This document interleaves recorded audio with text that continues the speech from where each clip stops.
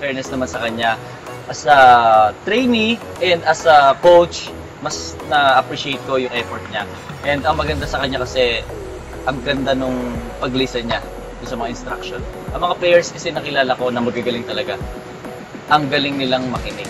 So the moment na magaling kang makinig, na-absorb mo agad, at pag na-absorb mo, mas madali mo na-apply yung mga tinuturo sa'yo. Ayan, so kamusta naman si John Wick as a coach na ako, napakahusay niya, yung mga tinuruan niya sa akin, talaga Medyo kinabahan ako, kala ko. Kasi very specific siya sa mga gusto niya instructions na gawin. So, ayun, napakagaling, so ang dami ko natutunan. Thank you so much. So, bakit okay ang outdoor activities? Kasi for me, I think it's therapy. Kapag nag-workout kasi kayo, lalo na pag outdoor, hindi lang ay nakaka-breather siya sa iyong physical health at mental health. Talaga namang makakatulong sa overall health natin. Tapos, ito rin yung nakakatulong sa atin sa ating fitness.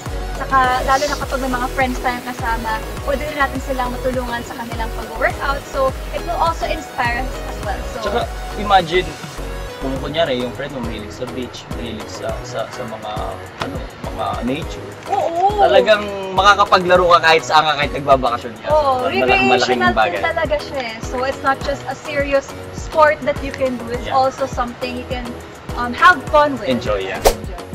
Thank you, Amazing Earth! Marami po kaming exclusive content para sa inyo. Just visit gmainetwork.com/entertainment at i-follow kami sa aming official Facebook, Instagram, X, TikTok at YouTube accounts.